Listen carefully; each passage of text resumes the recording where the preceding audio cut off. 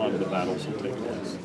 What difference does it make, Ty, to have the experience of Taysom and Jamal and some of those other offensive leaders on day one? It's huge. You look out there and across the board, we've got guys with experience. There's a couple positions, maybe not as much, but the players really make things go. That's one thing I learned in the NFL, or the good teams had good leadership in the player department. And when Reggie White came into Green Bay, it changed the whole makeup of the team because he was a leader in the locker room and really expected Favre to really come along. And so we have a lot of that at a lot of positions. So those guys run the team. And coaches can only motivate so much. It's got to come from the players, and we have those types of guys.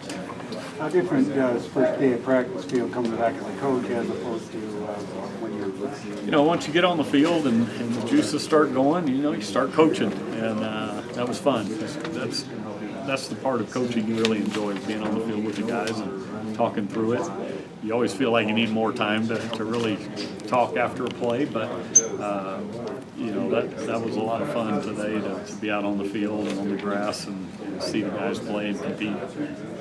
When you have two guys that have the experience of Tanner and Taysom, the questions come: can they be working together to build each other?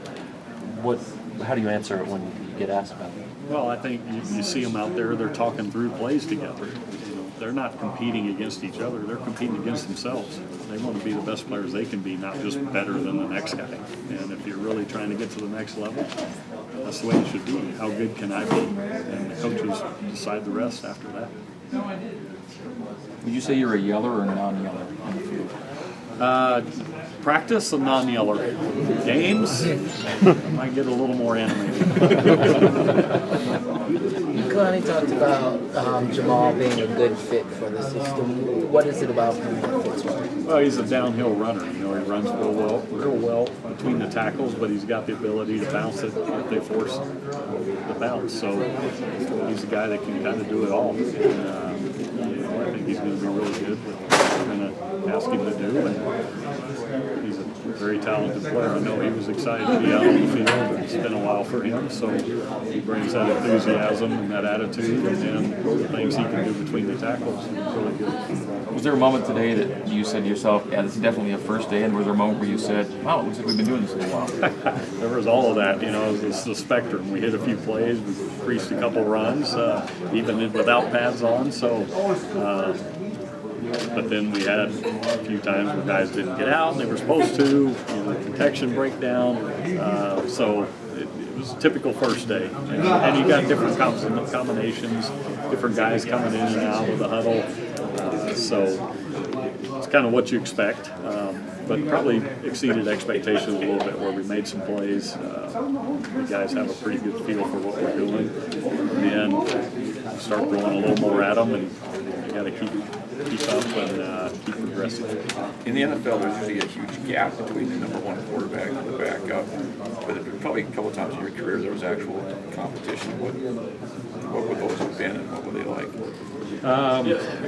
At that level, everybody can play. It's a matter of coaches and the teams really get behind you. So most places that backup is there. You kind of know your role though.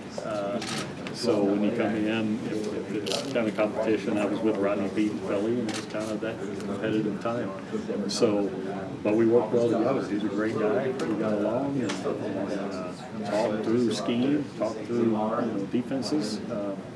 So it was great. It was fine. The coaches had to make the decision. It's not us. Right. Thank you.